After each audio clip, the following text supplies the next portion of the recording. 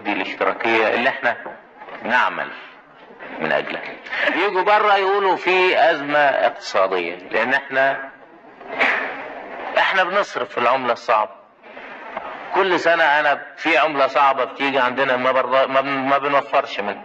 عندنا احتياطي من الذهب موجود للكوارث وموجود للازمات، ولكن هل اوفر 10 مليون جنيه ولا ابني 10 مصانع؟ كل سنة اسأل نفسي هذا السؤال، اجي اقول لا، انا بدل ما اوفر 10 مليون جنيه ببني 10 مصانع، واما ببني 10 مصانع بشغل 5000 عامل، واما بشغل 5000 عامل بفتح 5000 بيت، واما بفتح 5000 بيت بفتح جنبهم 5000 بيت او 10000 بيت. دي السياسة اللي احنا بنتبعها.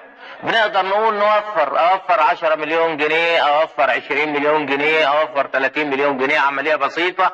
نتيجة هذا التوفير ان انا اما اوفر 10 مليون جنيه يعني بوفر 5 مصانع، اوفر 20 مليون جنيه يعني بوفر 10 مصانع، او اوفر 30 مليون جنيه يعني اوفر 15 مصنع، وما شغلش هؤلاء الناس، ويبقى عندنا ناس عاطلين نقول لهم والله بنعمل لكم شوية طرق تطلعوا تشتغلوا فيها، وتطلعوا تحفروا شوية انيات وشوية طرق، وكل واحد ياخد له 10 صاغ في اليوم او 8 صاغ في اليوم.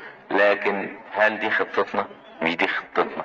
هل دي فلسفة اشتراكيتنا؟ لا، دي فلسفة اي مجتمع قائم على حكم الطبقة، واحنا مجتمع مش قائم على حكم الطبقة، ولكن مجتمع قائم على تحالف قوى الشعب العاملة.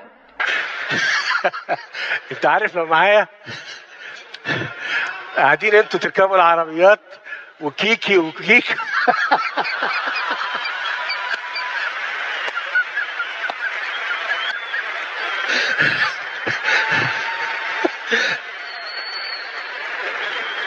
يا المهندس طارق زود البنزين ما تقلقش.